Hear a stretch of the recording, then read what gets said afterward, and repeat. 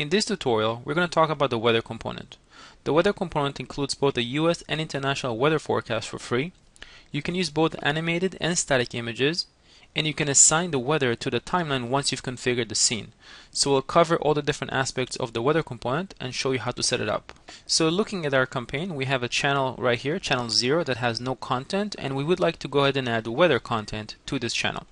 So the first thing we need to do is switch to the scene editors. So go under navigation and the scene editor to open up the module. So when using the scenes, you have two options. Option number one would be to create your completely customized scene that you can lay out your weather items any way you like. The other option would be to import an existing scene. So let's go ahead and show you how you can import existing scenes or existing templates that we've created for you with pretty nice weather configuration. So let's do that first. Go ahead and click on the import right here. And here we are presented with the different scenes that we can import. So let's switch over to the weather and just pick the first one. And you can see that we have a nicely animated 3-day forecast weather configuration. Let's go ahead and switch to the second one. And again, you can choose whatever weather configuration that you like. So let's go ahead and select weather 2 and click OK to import it.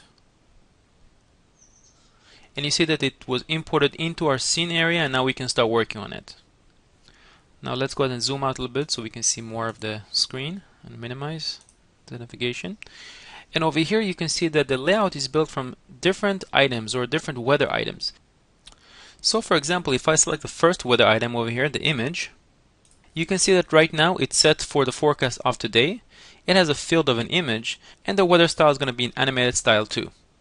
If I go ahead and select the second image, it has a forecast of tomorrow, a field just like before, an image, and the same weather style. And because this is a scene, anything is fully customizable. So if I select, for example, the first day, I can change the color, I can change the font size. If, for example, I select the background, I can change the size of the background, I can change it, put a different image.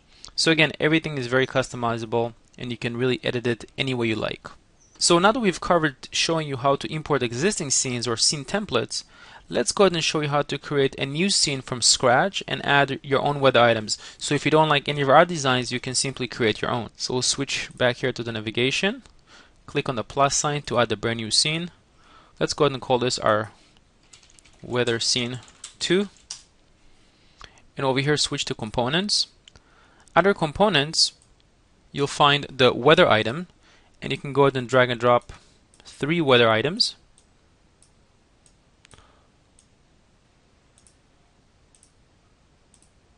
So over here we have 3 weather items. For the first field, we'll go ahead and set the day to be today and the field name to be day name. The second one is going to be for tomorrow and also day name. And for the third one, we're going to be in 2 days and also day name. And let's go ahead and add 3 more weather items.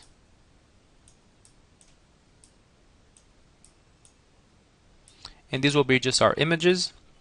So we'll go ahead and select again for today, set an image, and set a static style image. For the second one, tomorrow, image, and static. And just to show you the difference, we'll go ahead and select for the third image, select an animated weather. So again, in 2 days, image, and set an animated style 1. So we went ahead and set 3 days with 3 images using the weather item. Now before we move on and show you how to actually apply this scene to the timeline and show you the actual weather, how it works, I would just want to show you one more thing. So let's go ahead and select the background of the scene to load up the scene properties. And you see over here under MIME type, you can set the scene, and by default the MIME type is just a scene. But what we're going to do is for this particular scene, for weather scene 2, we'll set a MIME type of weather. So we'll only do this for our weather scene 2, but we're not going to do it for our imported scene. The weather 02, we're not going to go ahead and apply a MIME type. In fact, if we switch over here and look at the MIME type of this scene, you'll see that it has just a MIME type of scene. But the weather scene 2 will have a MIME type of weather. And I'll go ahead and show you the difference when you set the MIME type on the timeline. So let's go ahead and switch back to the timelines. And we'll switch over here to the scenes.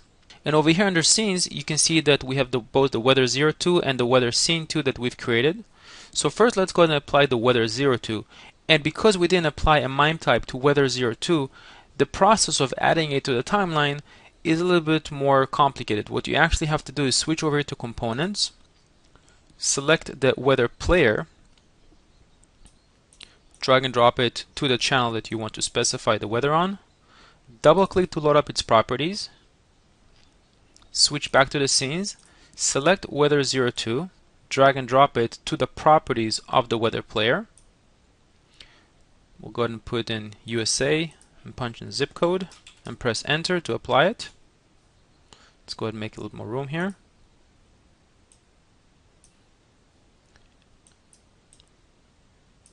And you can see we have a nice fully animated weather. However, with the weather scene 2, since we've applied a MIME type to it, the application knows that this is specifically a weather scene, and therefore you do not necessarily have to add a weather player to the timeline like we did before. In fact, since the weather scene has a MIME type, you can take it and apply it directly to the timeline, and you see that it already has the icon indicating this is a weather item, again because it has a MIME type. Double click to load up its properties, just like before. Go ahead and punch in the zip code and press on enter. And you can see again that we can see the weather just the way we built it for the weather scene 2. And the MIME type allowed us to skip the process of having to add first a weather player and then bind to it. So it's just a shortcut. So if you have a scene that's specifically designed for one type of an application, for example for weather, simply set a MIME type and you can drag the scene directly to the timeline.